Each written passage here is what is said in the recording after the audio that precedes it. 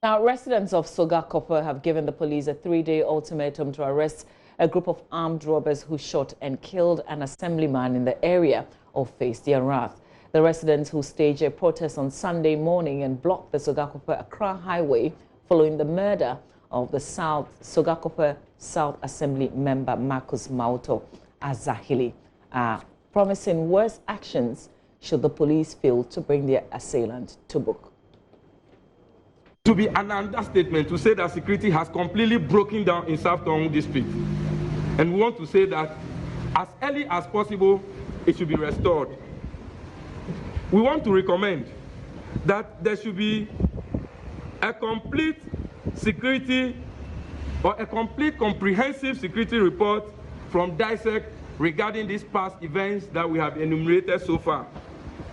We also want to say that the police should be swift in responding to our emergency calls, because I believe this is the very reason why our taxpayers' money is being used in paying their salary every day. The patrols should be so intensified. We also want to see that there is a reinforcement of the police, and if possible, the military should be called in, because we realize that security has become so porous that it is giving a field day to the armed robbers to come in, operate, and leave at will. We also want to say that the security apparatus of the district must be re-looked at, and if possible, immediately transfers should be effected, especially the leadership. And most of the people who have stayed in this town, I must also put on record that people have been in this district for over 20 years. And you see, familiarity breeds contempt. And we think that some of them may be in link with some of these people to be perpetrating the crime that they are perpetrating on us. We also want to say that the police should ensure that suspicious characters, especially at night, are thoroughly searched at the numerous barriers they have mounted in the district. I wonder what they do at these barriers. Is it only taking little things from drivers who ply the road? I think that they are mounting these barriers because of our security. And the earlier they begin to respond to us and keep us, the better it will be for all of us. Police emergency numbers should also be made readily available to the citizenry, and these numbers should be effectively utilized. We also want to put on record that the police should train people as neighborhood watch committees in our various neighborhoods so that they can help them in apprehending these perpetrators of heinous crimes. The police should find the killers of this particular one. I said from the beginning that this is the last straw that broke the camel's back. We want to give ultimatum to the police that within 3 working days, the perpetrators of this crime should be found and brought to book. Else, what we saw today, to give you a background, we have decided to vent our spleen and anger on the whole nation by blocking this Sogakope bridge for over 4 hours today. We are sorry for the inconvenience we may have caused to travelers, but this is our way of recording our displeasure towards what has been happening in the community.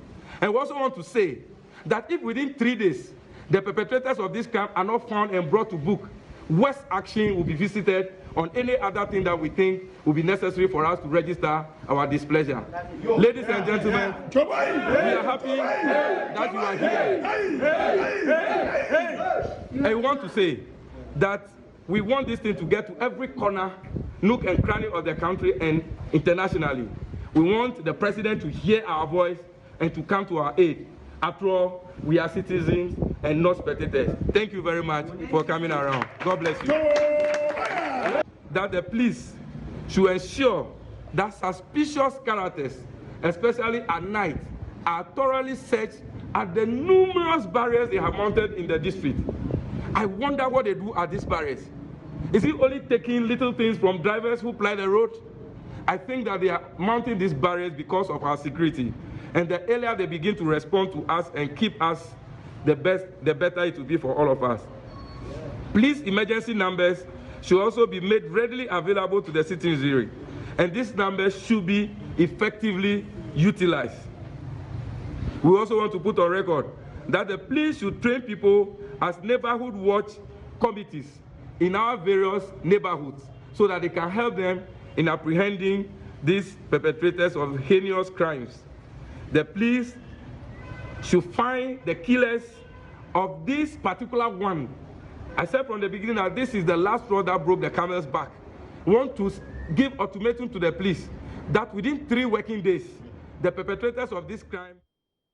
And that's what Maxwell Lukuto there, he's an opinion leader, leading that press conference and making those calls. Joining us via phone for a conversation on the back of that is Corporal Prince Debekah, who's the Volta Region Police PRO. Good morning to you, sir. Thank you for joining me. If you can hear me, thank you for joining us on JoyNews desk. Good morning, Mama V. How are you? Great. I'm very well, thank you. We can't say same about Sogakope, can we?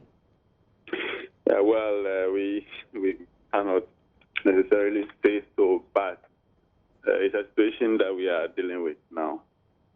So you had in that press conference several things that some of the residents are calling for. First of all, has there been an arrest after Sunday's incident? Well, I haven't followed that press conference. But again, there hasn't been any arrest yet. But we are working on the case. What is your understanding of what happened on Sunday morning leading to the killing or the death of the assemblyman?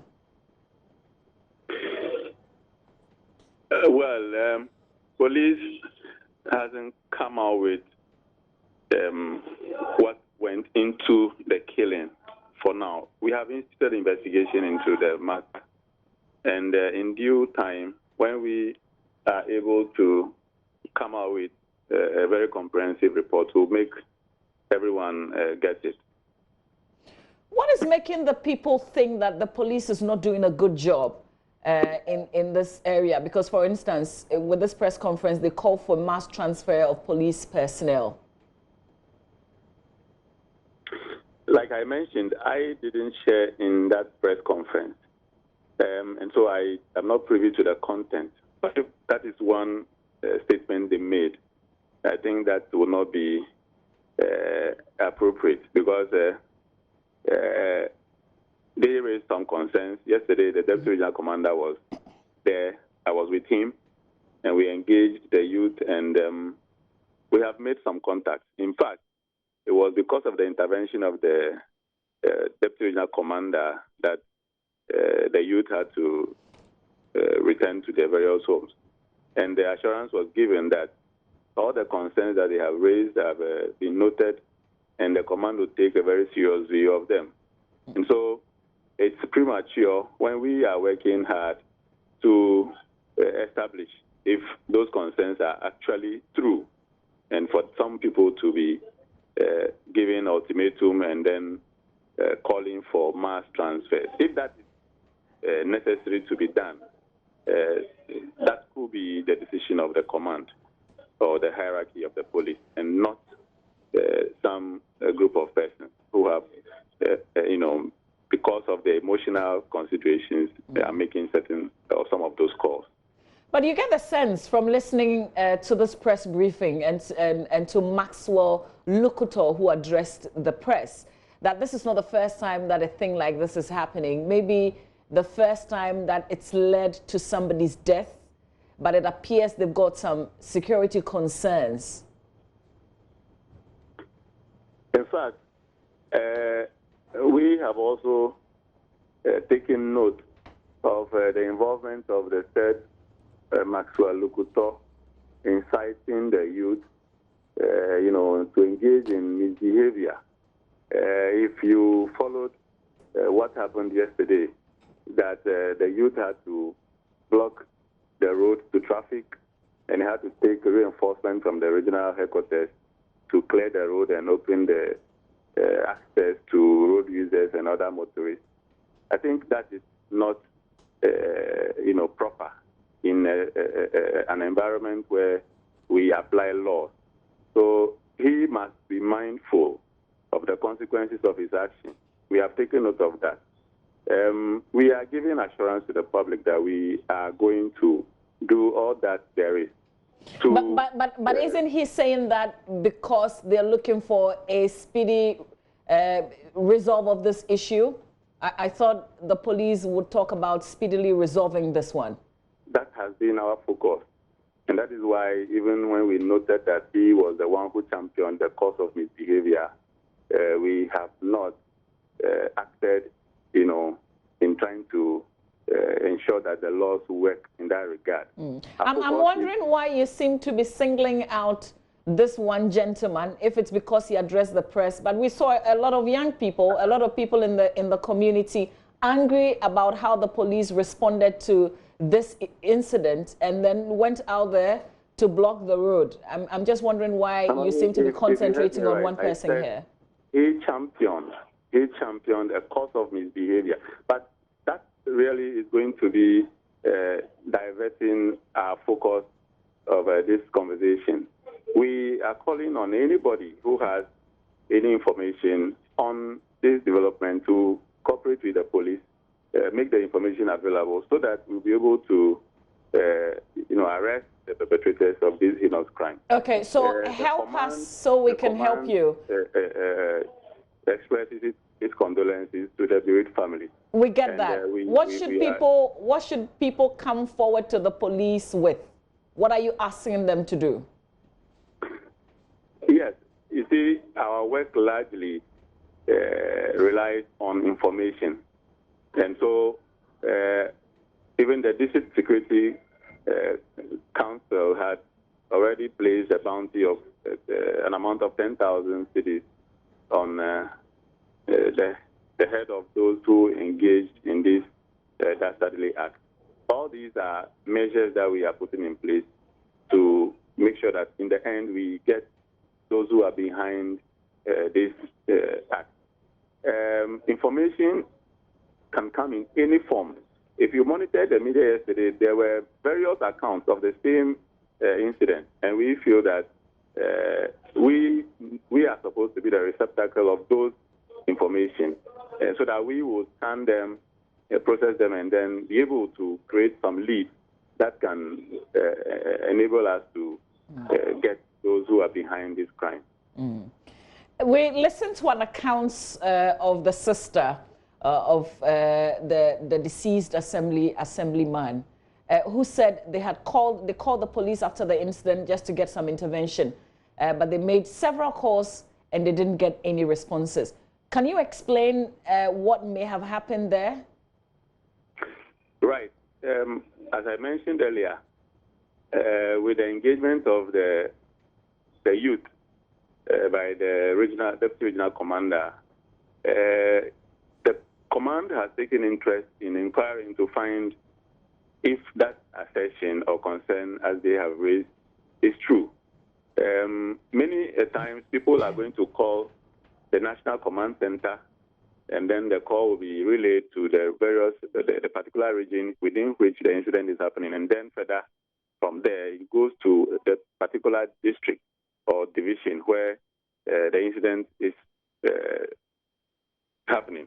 Now, this doesn't take much time to do, and so we believe that our men responded promptly.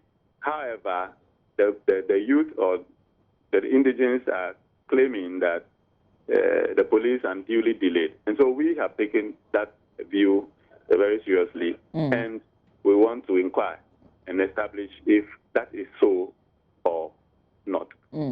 So you indicated that the command visited the area yesterday. We're told I was there with the deputy regional commander myself. Okay, great. So do we know the state of his wife and child who were told were also injured in this attack? Yes, as we speak, they are also stable. Okay. And the general security situation in the area? Yeah, the general security situation in the area is okay. People are going about their normal duties, and we hope that nothing untoward happen again. Now, if you listen to some of the concerns raised, one had to do with police patrol. Can you give us and I know that you may not be able to share very detailed, but what's the arrangements?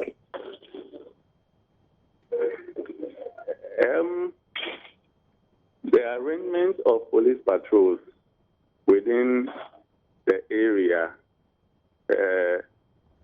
is that, vehicles patrol the entire division of Tong. And if we talk about Tong division, it's a wide area. And those of you who might know that environment will appreciate. The thing about response time, as many have raised, is that unlike Accra, where we have a concentration of police stations, the region does not have that endowment. And I mean that there are, police stations, but that are sparsely situated. Now, the patrol teams are having responsibility for the entire jurisdiction. And the response time in this instance would only be reasonably determined by where the team is at the point where the call comes. And so they may have to move back or move forward to where the call is coming from in order to respond. And so that is why the command is interested in finding out what really went into the response time. Okay, so typically, Mr. Debekah, your response time is how many? Can you put some minutes to it? Normally in Accra, in fact, even yesterday, we saw some publication where someone who called the police had them respond within 5 minutes. Okay, we don't have a fixed time of response. It depends on where the team is. And so we are interested in finding out what really happened. Okay, but do you know how long it took for your men to get to the scene? We believe that they responded at the time they got the information. But contrary to that position, the indigents are saying the police delayed and got there in 45 minutes. So we want to find out what really happened. So how soon should we expect something concrete in terms of a report, an initial finding from the police? Well, that should not be too long from now. You've also taken notes of the 3-day ultimatum that the people have given. What do you intend doing as police in terms of providing security and ensuring that roads are not blocked? We are committed to discharging on our mandate, and so that is our focus. But we do not have to be, under the obligation of ultimatum from some disgruntled group of persons. I think that what is critical here now is for them to cooperate with us, support our cause, and so that all together we fight crime, rather than put timelines to our work. Investigation is not an event, it's a process. And a lot of things must be done. As I speak to you, the crime scene team from the regional headquarters is on the ground, and we need evidence. That is what is going to help our work. And that is what we need them to support us to, not put us on any timelines and then expect that we will do magic. It doesn't happen that way.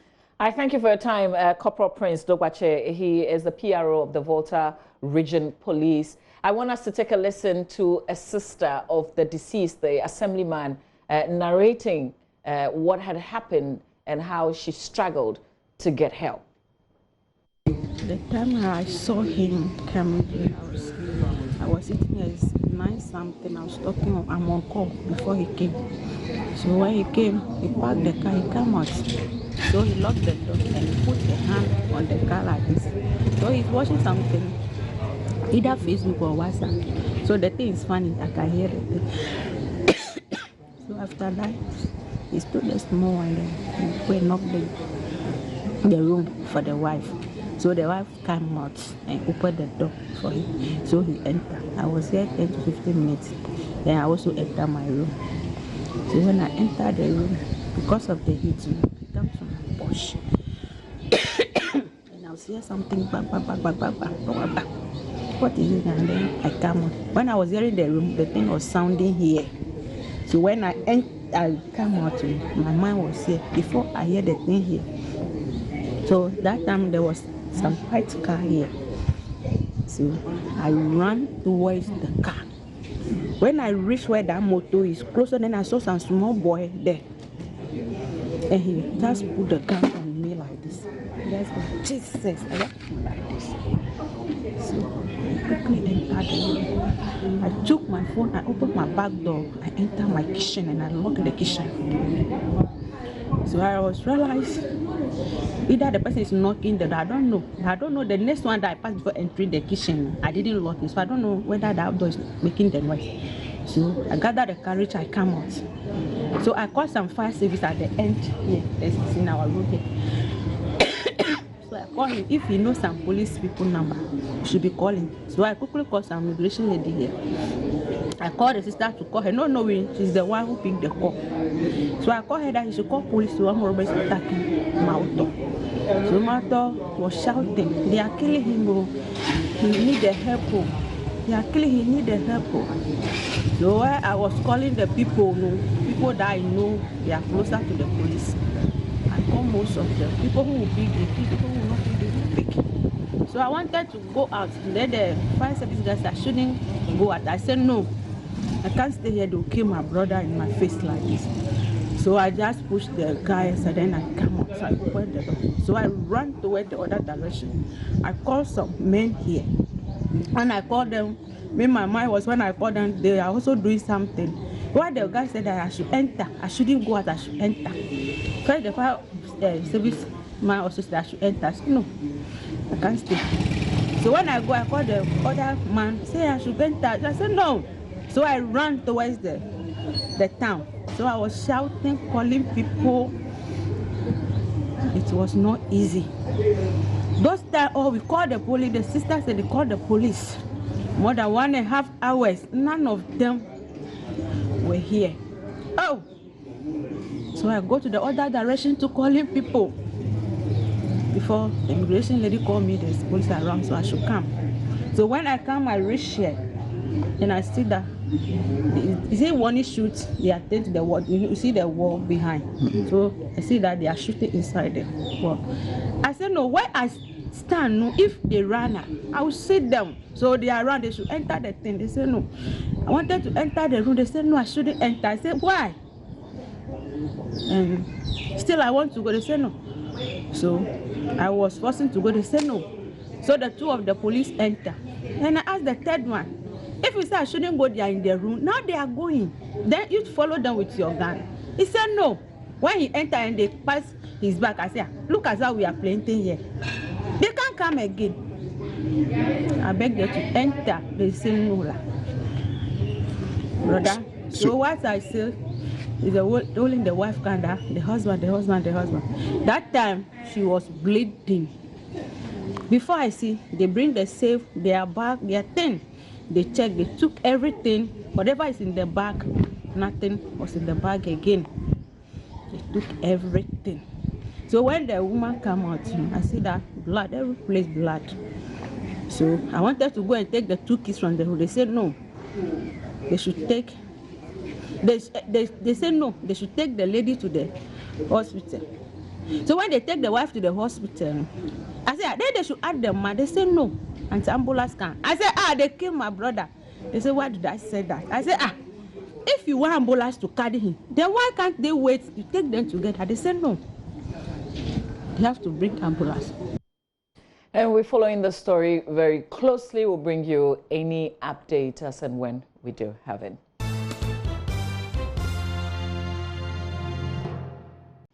Now, there's a strong push for an overhaul of protocols at the Ghana Education Trust Fund to ensure transparency in disbursement of funds. The Auditor General's performance review of the Education Trust Fund revealed, among others, GET Fund overspent its budgets, disproportionately disbursed funds to foreign scholarships, some of which were granted without documentations. Professor Godfred Bakping says the Auditor General's report shows state institutions have failed the ordinary Ghanaian.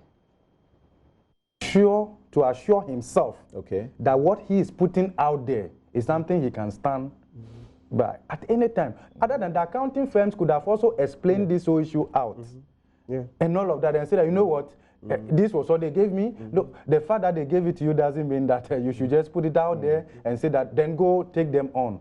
I'm saying that we all can do better. Remember, my understanding is that in auditing, it goes beyond the law. There are professional standards you have to keep to, ethical standards you have to keep to, and all of that. Because you see, I hope we are not missing the point. The Auditor General is doing creditably well. Yes. In the interest of Ghana. And when I said this, and I raise issues with what has happened, I'm saying so to encourage him. All right. That he can do better. Going forward, let's be a bit more thorough, because you know how people are going to take your report. He himself knows how many people perhaps want him out. You don't give yourself out. And that's Professor Godfred Bakping. He's an economist and a professor of finance there, obviously speaking on Newsfile on Saturday. Now, opinions are split on whether or not the Auditor General Daniel Domelevo erred in publishing names of beneficiaries of GetFund scholarships without checking if they actually received the monies listed against their names. This follows exchange of letters between lawyers for Deputy Minister of Agriculture Kennedy Osei-Nyako, who was listed as a beneficiary, and the Auditor General. Some of the supposed beneficiaries are threatening legal action on basis that they did not receive any money from GetFund. Private legal practitioner Martin Pegbu believes that the Auditor General should have done further checks. He also spoke on Newsfile on Saturday. Expression, please, it's one and the same thing. You've disbursed money, it's public funds, and you know that once the report is going to become public, people are going to make comments, and rightfully so. You see how the whole nation is charged. So I think that it behoves on him to double check with, or apart from the auditee, also the alleged, the persons who have allegedly received their money unlawfully. In any event, you see, I don't know if we can make this point now. It looks like we've all been carried away by the point that has been made that the monies were given out unlawfully. I don't think it looks like that, because let's be very clear about this.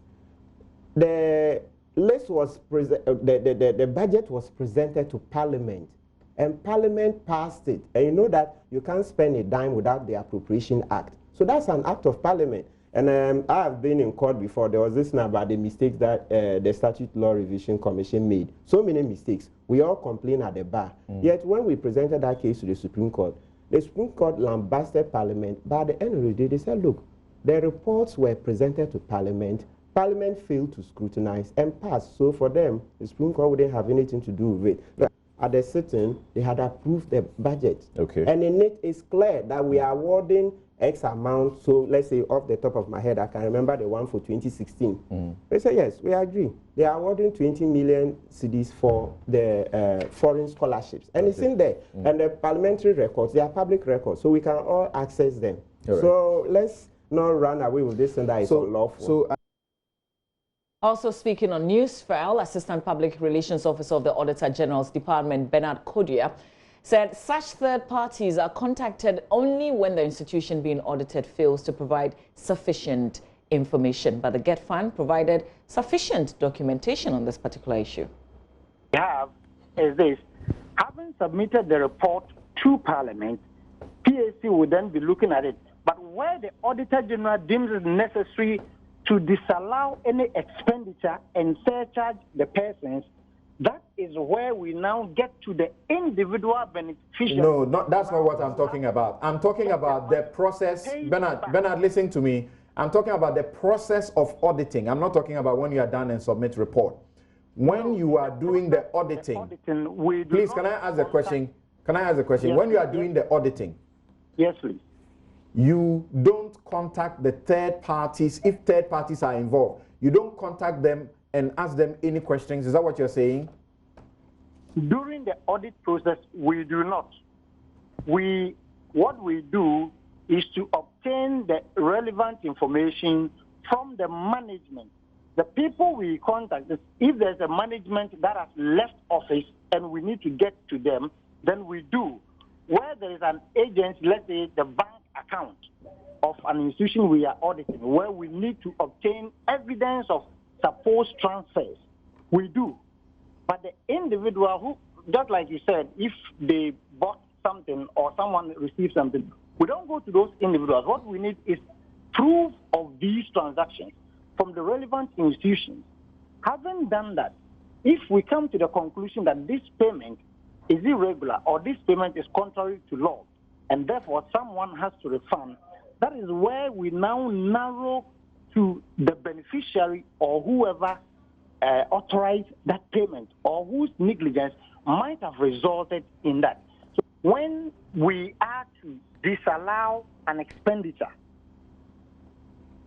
and proceed to surcharge the persons involved, that is where you now have to give notice of intention to these individuals as mentioned in the report or any other document that we used in arriving at these decisions. But the focus of the audit was on the administration of scholarship by Get Fund and the processes they have put in place to be sure that they are indeed providing All right. Shouldn't have put out those things. All right. And you have the Assistant Public Relations Officer of the Auditor Service speaking there to host of JoyNews' news analysis program on Saturday. Hello, good morning. Welcome to Business. My name is Darryl Kwao. Importers and traders may be forced to increase the cost of their goods if government goes ahead today to switch off the Ghana Community Network Limited and West Blue systems at Aplao and Alubo borders. The likely disruptions and delays at the ports of entry will lead to demurrage and rent increase charges by shipping lines, which will be holding containers. Senior Minister Yao Safumafo last week directed all freight forwarders, clearing agents and other stakeholders to use a new customs management system by Unipass to clear all goods from the 1st of March. The freight forwarders say the downtimes will increase the cost of doing business. Meanwhile, the Commissioner of Customs at the Ghana Revenue Authority, Colonel Retired Kojo Damwa, has disclosed that the takeover of the port management system by Unipass from GCNet and West Blue will give stakeholders one platform to transact business. He disagrees with stakeholders who hold the view that the Unipass system is inefficient since they have not been able to pilot it since the contract was signed by the Trade Ministry. I've visited all the places that our operational teams have visited, and they were confirmed. I met with freight forwarders at Gonokrom in the Bono region, at Aplao, at Elubo, in Takoradi, and in Accra and Tema. So for him to say that there hasn't been any form of engagement whatsoever, that may not be. What I know is that they had hoped, and I think that was correct, that they would have been engaged much earlier than we did. There were a lot of uncertainties in 2019. I believe that might have accounted for it, because at a point in time, we were meant to believe that this process was going to start somewhere in January 2019, and then it was postponed to June or September. So that might have accounted for it. But if we had started the engagement with them much earlier, I'm sure things would have been much different and better. But it is not true that we have not engaged them at all. So far, will you consider the Unipass to be more efficient now that it's being rolled out, okay, compared to the GCNet and Co? The efficiency of the system, certainly, potentially, yes, potentially, because of the facility that it provides, that everything can be rolled onto just one platform without using different platforms, and it makes provision for all the things. Don't forget that the former or the existing service providers have been there. We've worked with them, so we've seen the challenges there, and all those challenges are being addressed here. So on the hand side, having access and having worked with the existing ones, we are better informed to make more suggestions to the incoming one. So if you look at it from that angle, then it appears that potentially the incoming one stands a better chance in terms of superiority of facilities and all that. You also raised concern about costs. They say the new one, which is the Unipass, is quite expensive than the other one. Now, certainly, if you put the cost of GCNet and the cost of West Blue together, and then you take the cost of Unipass, there's a slight difference. Now, the whole of March, we are celebrating Ghana. We are not only celebrating our culture that makes us unique, but the people who make our nation proud. One such is Solomon Kwenu, who made history by becoming the first Ghanaian pilot to fly the world's biggest passenger aircraft, Airbus A380, from Dubai to Accra. It's been a little over a year since he attained that feat on Emirates, and Captain Kwenu has been speaking to Joy Business about that experience and what it means for a Ghanaian pilot to work with the Middle East's largest airline, Emirates. A lot more goes on in the cockpit than you can imagine, thinking about all sort of scenarios, looking at alternates in case maybe a passenger is unwell, what do we do? And so we think about all these things. We look at the weather systems ahead and plan all the time, and making contingency plans and alternatives to make the flight very smooth and comfortable for the passengers. What's been your most memorable flight? It goes without saying, the Accra flight. Yeah, that is one that's... How did you feel when you go to that? At that time, it was, as I said, the professionalism, staying focused, make sure that we achieve the task ahead. And after landing and we vacated the runway onto the taxiway, I gave control of the aircraft to my colleague, my first officer, and I couldn't hold back the tears. I was just crying. I was just crying. I was full of tears, seeing all the people waiting, waving, dancing, drumming, and shouting. It was just unbelievable. What was it like being a Ghanaian working for Emirates? Can you tell us? Emirates treats every nationality the same. If you are professional and do your job as they train us to do, you are the same as everybody else. And being a Ghanaian and working with Emirates among so many different cultures, it's an experience one cannot get easily, because you learn so many cultures at first hand. You know, every flight I do, sometimes I have about 20 nations, nationalities working with me, and you learn so many things, and it helps you improve yourself and become a better professional and a better person. And there's more coming up after this break. George Addo Jr. will have all the sporting news.